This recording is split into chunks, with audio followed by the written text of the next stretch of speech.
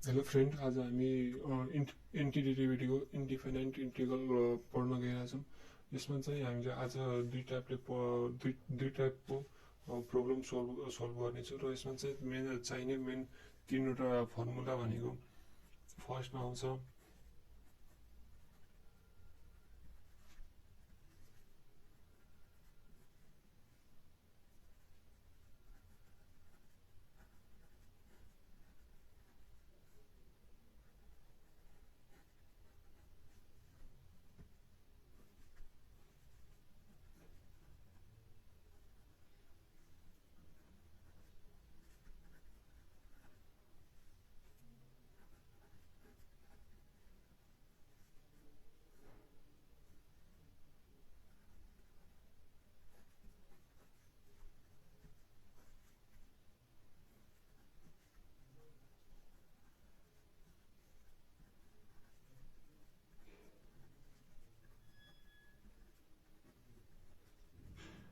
यो सबभन्दा main formula चाहिँ यो हाम्रो इन्डिफिनाइट इन्टिग्रलमा चाहिँ त्यो जुन प्रब्लम सोल्भ गर्यो त्यसको तीन मेन फर्मुलाहरू चाहिँ यो बेसमा बन्नेछ, प्रब्लम सोल्भ हुनेछ। टाइप 1 मा चाहिँ यो पाँचवटा सोल्युसन हामी आज गर्नेछौँ र यो पहिलो सोल्युसन चाहिँ इन्टिग्रल 1/x² + 5dx हुन्छ। टाइप 1 मा प्रायः हामीले डाइरेक्ट फर्मुला युज गर्नेछौँ र दुई तिन स्टेपमा त्यसको एन्सर आउँछ। टाइप 1 मा चाहिँ धेरै सजिलो हुन्छ। टाइप 1 मा अब हामी टाइप 1 को क्वेसन नम्बर 1 गर्दैछौँ। x²/5 dx = अब हामीलाई यो फर्मुला सम्झिनको लागि हामीले के गर्नुपर्छ भनेपछि हामीले x1/x² + x² अघि मैले भन्ने अनुसार यो फर्मुला हामीले चाहिने भयो। अब a² + x², अब यो भनेको चाहिँ हाम्रो x² नै छ। अब यसलाई हामीले चाहिँ 5 लाई के गर्नु पर्यो, a² मा लग्नु पर्यो।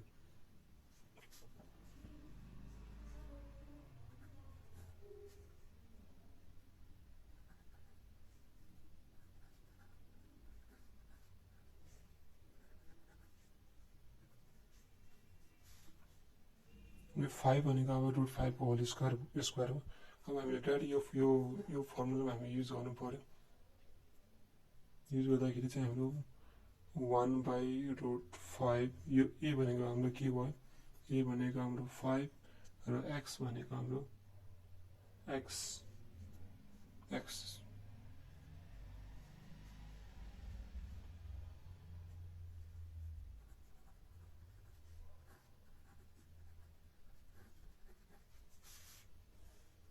त्यसै गरी क्वेसन नम्बर 2 मा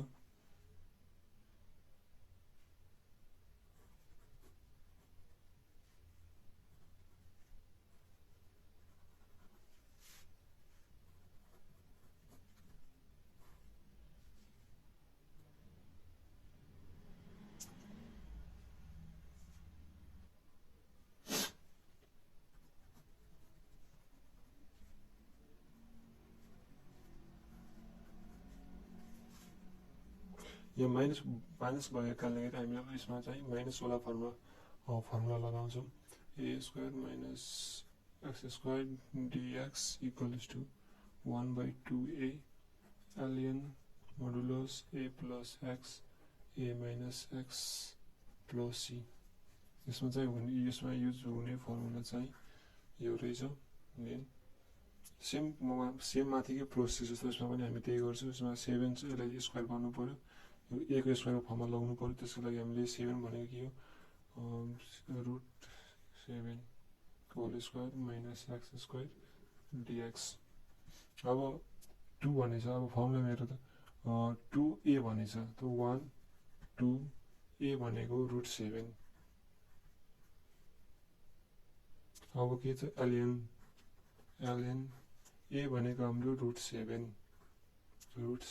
माइनस प्लस x भनेको हाम्रो x। अब √7 - x + c यति हो। अब क्वेसन नम्बर 3 मा हाम्रो चाहिँ अब हल्का सिम्प्लिफाई गर्नु पर्यो सिम्प्लिफाई गरेर चाहिँ हाम्रो त्यही अघि पहिलाकै क्वेसन नम्बर 1 जस्तै प्रोसेसमा जानु पर्यो हैन केही यो पनि सजिलै छ अब यसलाई सिम्पली हामी चाहिँ अल चाहिँ फ्याक्टराइज गरेर सजिलो हुन्छ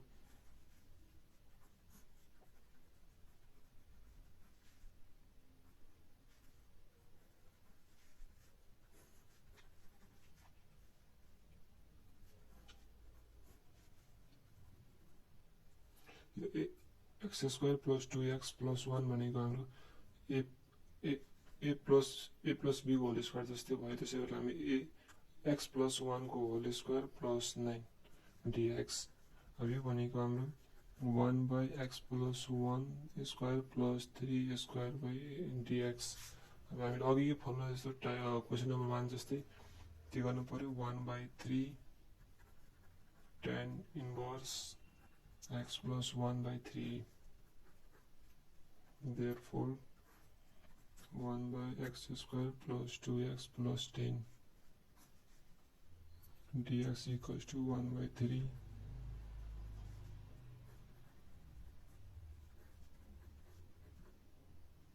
यो हाम्रो क्वेसन नम्बर 3 को सोलुसन क्वेसन नम्बर 4 मा हामी आइसक्यो क्वेसन नम्बर 4 मा पनि हामी क्वेसन नम्बर 3 जस्तै सेम रहेछ केही प्रोसेस डिफरेन्स छैन सेम रहेछ भन्दा अलिकता फर्मुला चाहिँ हामीले अलगा डिफरेन्ट लगाउनु पर्यो तर सेम प्रोसेस हो अघि जस्तै 3 नम्बर जस्तै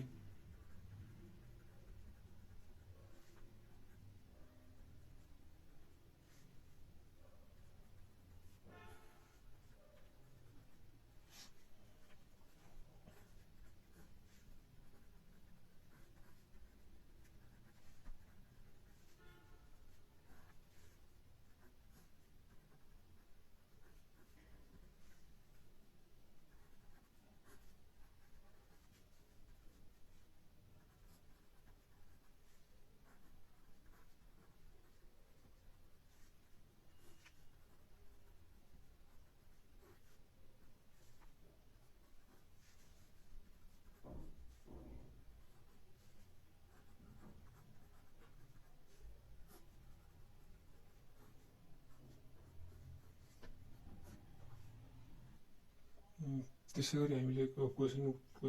क्वेसन टाइप 1 को हामीले लास्ट क्वेसन अब लास्ट 5 नम्बर बाँकी रहेछ यो 5 मा पनि सेम यस्तै सजिलै छ सबै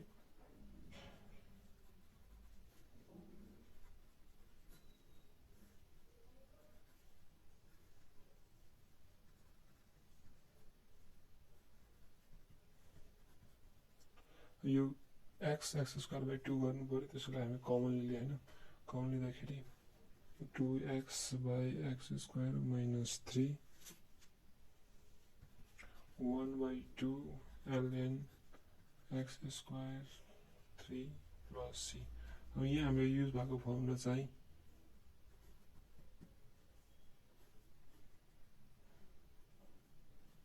fx by x dx equals to ln fx plus c question number type हामीले सक्यो अब क्वेसन नम्बर 3 को क्वेसन नम्बर 2 को टाइप्स हाम्रो अब सुरु हुनेछ क्वेसन टाइप्स 2 को हाम्रो क्वेसन दुईटा मात्रै छ अनि हामी अरु लास्टतिर हामी प्र्याक्टिस क्वेसन दिन्छौं र क्वेसन नम्बर टाइप्स 2 को क्वेसन नम्बर 1 मा चाहिँ यो हल्का डिफरेन्ट हल्का यो डिफरेन्ट वेको छ यो हल्का कम्प्लेक्स छ तर सजिलै छ बुझ्न सकिन्छ यसमा हामीले सुरुमा लेट गर्नु पर्यो यो हाम्रो यो टर्म चाहिँ डिफरेन्ट छ त्यही भएर हामीले लेट गर्नु पर्यो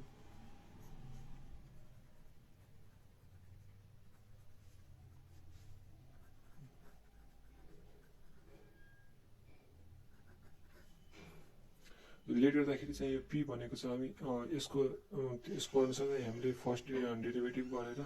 त्यो गरेर तर बेस चाहिँ हामीले सेमको तलको जस्तोको त्यस्तै गर्ने अनि यो भनेको अब यसको डेरिभेटिभ गरेर यहाँ q हो q भनेको वो त 1 हुन्छ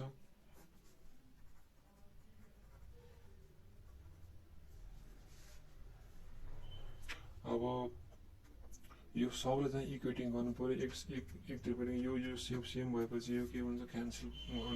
भन्दा पनि हुन्छ त्यही भएर 2x equals to p 2x plus 4 plus q अब यसलाई सिम्प्लिफाई गर्दाखेरि 2x equals to 2px plus 4p plus q अब इक्वेटिङ गर्नु पर्यो लाइक टर्म यो लाइक टर्म एउटा लाइक टर्म छ र हामीले p र q को भ्यालु निकाल्नु छ त्यही भएर इक्वेटिङ गर्नु पर्यो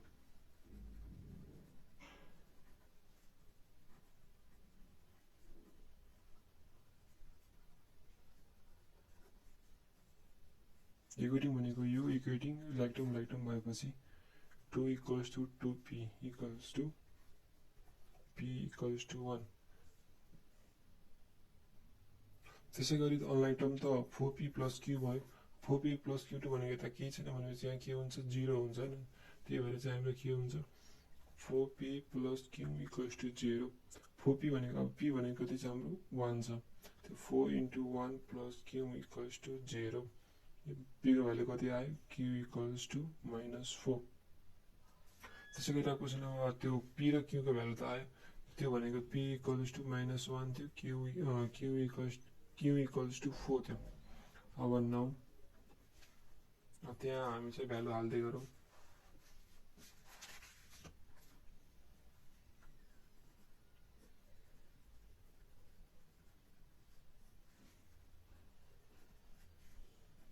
p को भ्यालु 1 थियो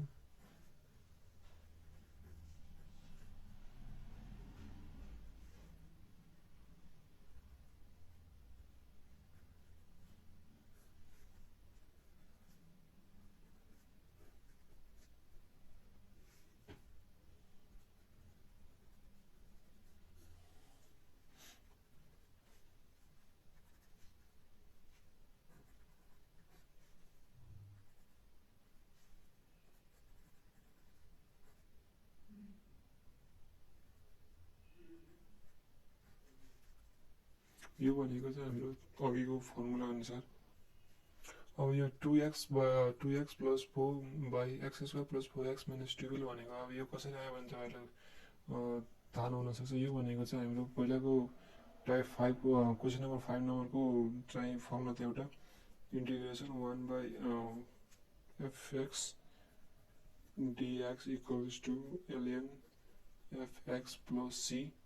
त्यही भएर यो फर्मुला चाहिँ यहाँबाट आएको हो यो कुरा भन्दै त यसमा चाहिँ चाहिने मेन फर्मुला भनेको यो भनेको एक्स स्क्वायर प्लस माइनस ए स्क्वायर फर्मुला चाहिँ त्यो त्यहाँबाट हामीले डाइरेक्ट युज गरेछौँ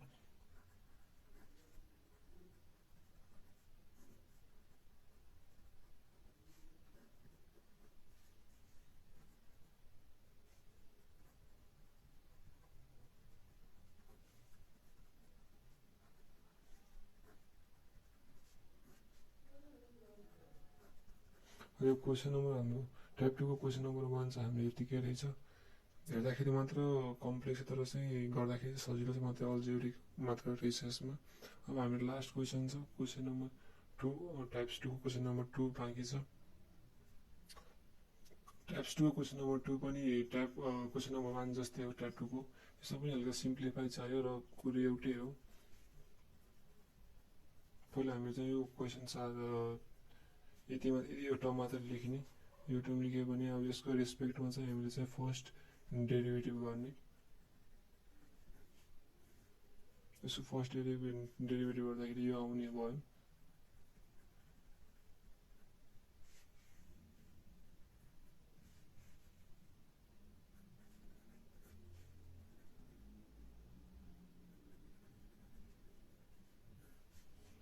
अब हामीले चाहिँ यो पहिला जस्तै अब यसलाई इक्वेटिङ इक्वेसनमा लाग्नु पर्यो 2x plus 4 plus q 2x plus 3 equals to 2px plus 4p plus q अब इक्वेटिङ लाइक टर्म भनेपछि यो 2x र 2x एक ठाउँमा आएपछि के हुन्छ 2 equals to 2p therefore p equals to 1 अनि q भनेको यहाँ 4p प्लस q छ तर यहाँ केही छैन भने चाहिँ अब अनलाइक टर्म भनेपछि 0 भयो 4p plus q equals to 0 4 into 1 plus q equals to 0 sorry sorry sorry यहाँ 3 रहेछ, यहाँ नभएको भए यहाँ 0 हुन्थ्यो, यहाँ 3 रहेछ, त्यही भएर 4p plus Q equals to 0 नभए यहाँ 3 हुन्छ, अनि k equals to k minus 1 हुन्छ र p भनेको 1 q भनेको माइनस 1। अब 9 पहिला जस्तै इक्वेटिङ गरौँ, क्वेसन नम्बर 1 जस्तै।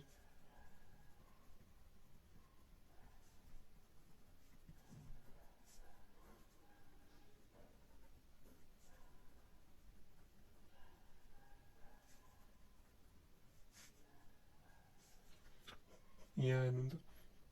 p भनेको 1 भयो, अनि यो जस्तो ओभरल्याप सुरुमा त्यस्तै सारेको, अनि q भनेको 1,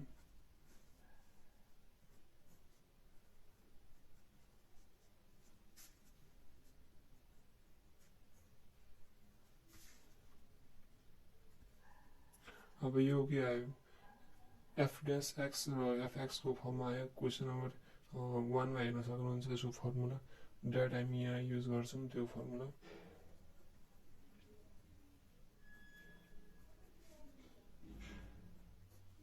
अब यसलाई हामी चाहिँ फ्याक्टराइज गरौँ, क्वेसन नम्बर 3, 4 जस्तै जति सक्नुहुन्छ त्यति फ्याक्टराइज गरेर हामी चाहिँ सिम्पल वेमा लगाउनु पर्छ। हाम्रो टाइम पनि धेरै कन्ज्युम हुन्छ त्यसो गरेर। x square plus 4x plus 5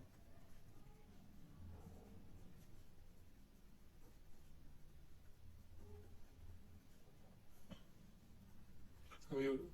1 by x square plus 1 A square फर्ममा गयो। अब डाइरेक्ट यसको फर्मुला लगाइदिउँ त।